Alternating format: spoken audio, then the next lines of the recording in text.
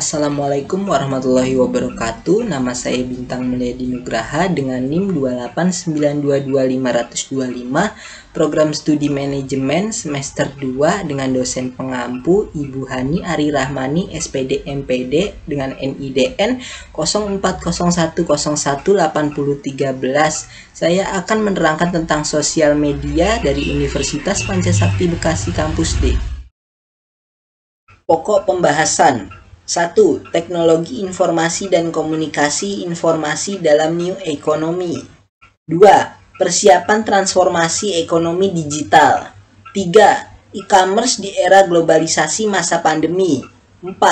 Analitika media sosial di era COVID-19. 5. Penambangan data dan intelijensia bisnis secara garis besar. 6. Pengelolaan data besar sosial di Indonesia. 7. Ekonomi media sosial di Indonesia. 8. Kesimpulan. Teknologi informasi dan komunikasi dalam New Economy. Komputer merupakan suatu alat yang dipakai untuk mengelola data yang telah dirumuskan. Di tahun 1970 digunakan kalkulator sederhana. Di tahun 1980 dapat digunakan untuk networking LAN. Di tahun 1990 digunakan untuk pengembangan jaringan komunikasi internet maupun intranet. Knowledge-based society of the 21st century. Don Tapscott. Ekonomi baru adalah suatu pengetahuan ekonomi serta aset kunci dari setiap perusahaan, organisasi, atau institusi merupakan aset intelektual yang dimilikinya. Globalisasi menghasilkan produk berbasis pengetahuan. Muatannya: 1. Digitalisasi, 2. Virtualisasi, 3. Molekularisasi, 4. Jaringan, 5. Industri berbasis inovasi. The Washington Post, 28 April 2001. Is that naturally resources do not power economies, human resources do. Longman Dictionary, IT as the science and practice of collecting, storing, using, and sending out of information by means of computer system and communication. Alter 2099 is the hardware and software used by information system. Teknologi informasi. Teknologi informasi adalah teknologi yang berhubungan dengan pengelolaan data menjadi informasi dalam batas ruang dan waktu. Paperless administration, sistem pengelolaan administrasi. Electronic mail, sarana pengiriman surat melalui jalur jaringan komputer. Disket, CD, hard disk filling, hardware penyimpanan data. Teleconference, pertemuan dua orang atau lebih yang dihubungkan sistem telekomunikasi. Desktop publication, pembuatan dokumen menggunakan software komputer. Online library, saran literasi digital. Internet service, layanan internet. E-governance, penyelenggaraan kepemerintahan berbasis elektronik. Ekonomi digital. Digital ekonomi. Pengertian ekonomi digital didefinisikan oleh Amir Hartman sebagai the virtual arena in which business actually is conducted. Value is created and exchanged. Transition occur and one-to-one relationship mature by using any internet initiative as medium of exchange. Hartman 20. Ekonomi digital adalah seluruh kegiatan ekonomi yang menggunakan bantuan internet dan kecerdasan buatan atau artificial intelligence (AI). Karakteristik ekonomi digital bisa dilihat sebagai berikut. Kesimpulan: TI adalah alat informasi dan komunikasi termasuk komputer pribadi, aplikasi perangkat lunak komputer, komunikasi berdasarkan internet dan jaringan, serta sarana untuk menyimpan dan mencari temukan kembali informasi. Turban 1996. TI merupakan bagian dari teknis dari sistem informasi yang terdiri dari hardware, software, database. Informasi sangat esensial dalam kehidupan modern, perorangan, organisasi, lembaga masyarakat, negara sebagai alat untuk mengerjakan dan meningkatkan pengelolaan agar lebih cepat, efisien, lebih produktif, dan dapat dipercaya. Persiapan Indonesia menghadapi transformasi ekonomi digital. Transformasi ekonomi digital sebagai isu prioritas presidensi G20 Indonesia adalah A. Connectivity and Post-COVID Recovery, konektivitas dan pemulihan pasca pandemi. Pembahasan isu konektivitas dan pemulihan pasca pandemi akan diarahkan pada pemerataan akses digital. B. Digital Literacy and Digital Talent, literasi digital dan keterampilan digital. Semua orang dapat memanfaatkan ruang digital secara produktif untuk meningkatkan sumber daya manusia serta mendorong pertumbuhan nilai-nilai ekonomi baru. C. Cross-border data flow or data free flow with trust, arus data lintas batas negara atau arus bebas data secara terpercaya. Perwujudan arus data lintas batas negara melalui 4 prinsip, yakni lawfulness, fairness, transparency, and reciprocity. Keamanan informasi dan kerahasiaan data. Di Indonesia sendiri, keamanan informasi dan kerahasiaan data masih sangat lemah karena ketersediaan tenaga ahli serta perangkat yang mendukung kegiatan tersebut masih sangat minim. Keamanan informasi adalah perlindungan informasi termasuk sistem dan perangkat yang digunakan, menyimpan, dan mengirimkannya.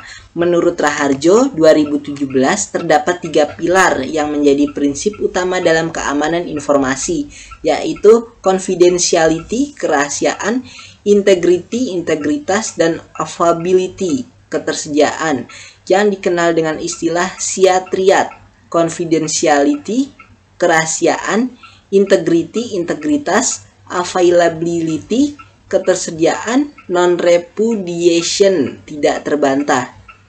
Kesimpulan, penggunaan teknologi digital sebagai penghubung antar wilayah, terutama wilayah 3T, terdepan, terluar, tertinggal. Layanan digital yang memperjuangkan kesetaraan dan inklusivitas untuk kelompok rentan termasuk anak-anak. Pemerintah telah melakukan serangkaian kegiatan yang disebut inklusi digital, yakni upaya yang mewujudkan kemudahan akses digital melalui jaringan dan layanan internet oleh seluruh kalangan, penguatan transformasi digital untuk mendorong sektor-sektor strategis, menggunakan sistem pembayaran digital untuk mendukung integrasi ekonomi keuangan nasional, serta menjamin interlink antar teknologi keuangan dengan sistem perbankan. Sehubungan dengan isu arus data lintas batas negara, pemerintah menjadi momentum untuk segera menyelesaikan pembahasan RUU Perlindungan Data Pribadi di tanah air. Adanya regulasi yang komprehensif dalam mengatur sistem perlindungan data di Indonesia merupakan elemen penting untuk memastikan adanya kepercayaan dalam arus data lintas batas negara. E-commerce di era masa globalisasi pada masa pandemi. E-commerce adalah segala aktivitas terkait transaksi online yang dilakukan melalui internet atau jaringan elektronik lainnya, seperti perbankan online, proses jual beli, hingga penawaran jasa. Kelebihan e-commerce: waktu pemesanan yang lebih efisien, meningkatkan value chain, mata rantai pendapatan, jangkauan pasar yang sangat luas. Kekurangan e-commerce: sangat rentan terhadap hacker, terkadang barang yang diharapkan tidak sesuai ekspektasi, kehilangan kesempatan bisnis karena gangguan pelayanan.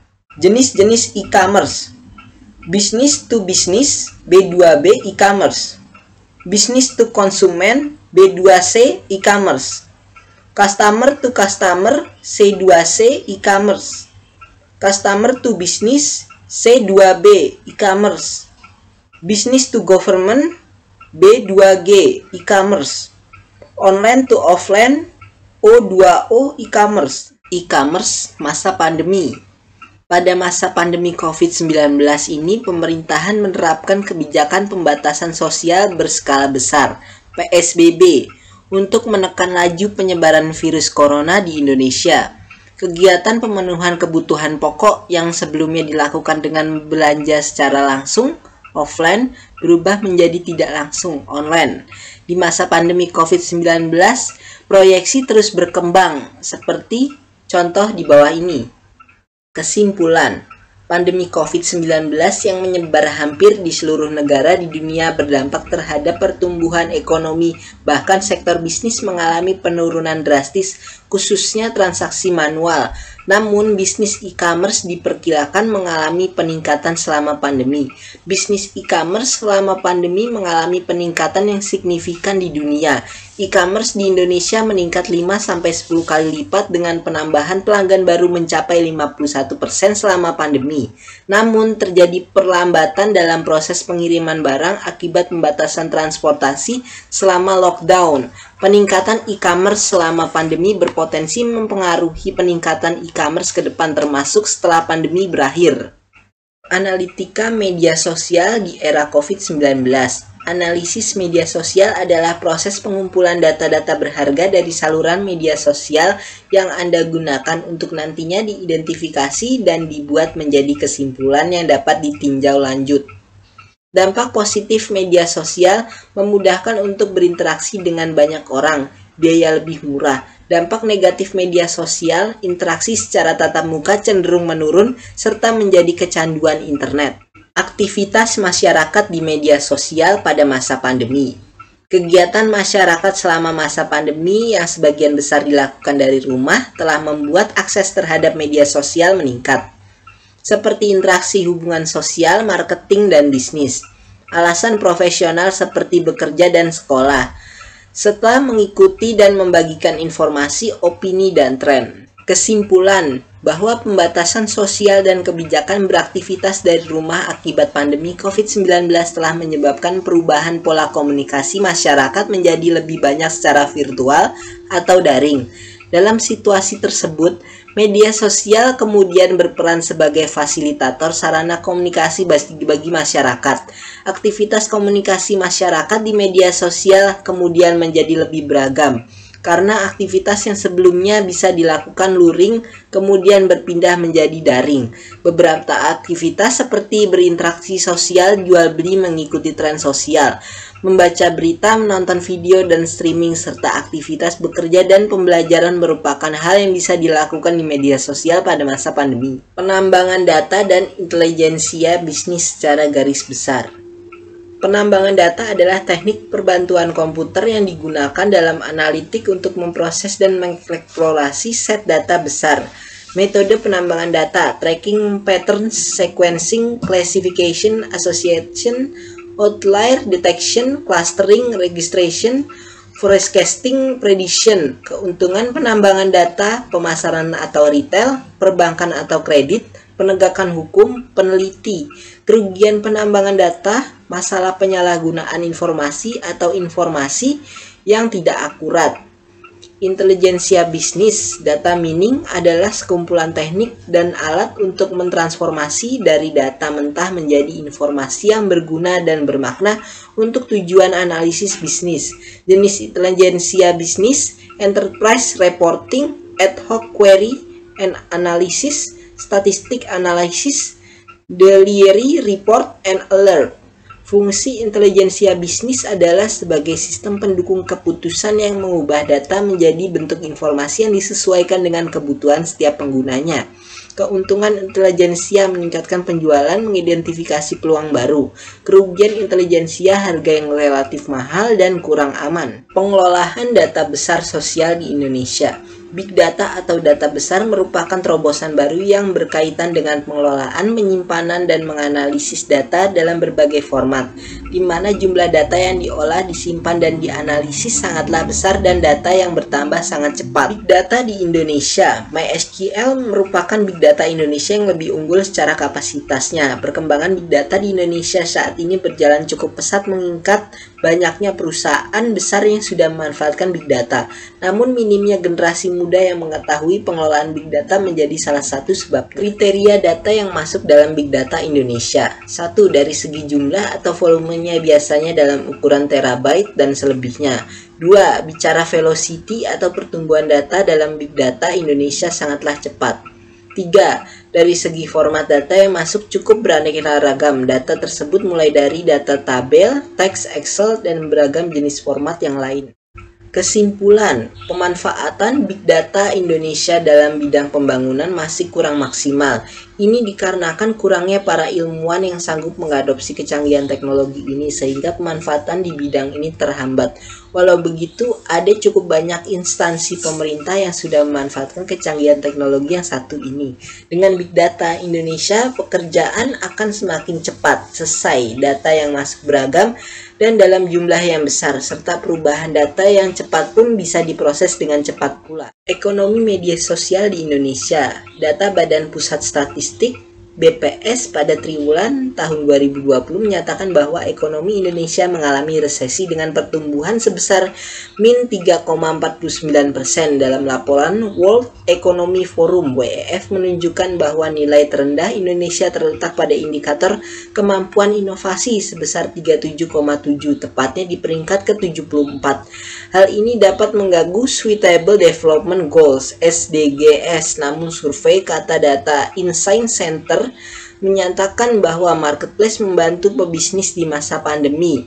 Hal ini mengindikasikan bahwa sosial media dapat membantu perekonomian di masa COVID-19 berbasis digital yang nantinya dapat dijadikan acuan pemerintahan dalam meningkatkan sektor ekonomi. Jumlah pengguna aktif media sosial di Indonesia adalah sebagai berikut. Kesimpulan: media sosial sebagai salah satu hasil dari perkembangan teknologi informasi dan komunikasi telah membantu manusia dalam setiap aspek kehidupan, baik secara personal maupun komunal. Pada mulanya, media sosial pertama-tama digunakan untuk berkomunikasi antar pribadi untuk kepentingan militer. Seiring perkembangan zaman, kebutuhan manusia terus berkembang hingga akhirnya media sosial dilihat sebagai sebuah sarana komunikasi yang potensial bagi banyak pihak.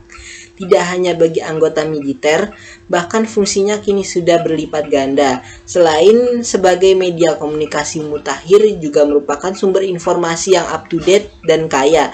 Kini media sosial telah membantu banyak orang dalam berbagai bidang kehidupan seperti dalam ekonomi dan perdagangan, promosi kebudayaan, akademis atau pendidikan, hingga masuk ke dalam ranah keagamaan. Kesimpulan dari semua materi: media sosial merupakan platform digital yang memfasilitasi pengguna untuk saling berkomunikasi, bersosialisasi, serta platform digital yang menyediakan fasilitas untuk melakukan bisnis online melalui akun pribadi yang diubah menjadi akun bisnis, karena terdapat berbagai fitur untuk menunjang bisnis online bagi setiap penggunanya tanpa dibatasi ruang dan waktu.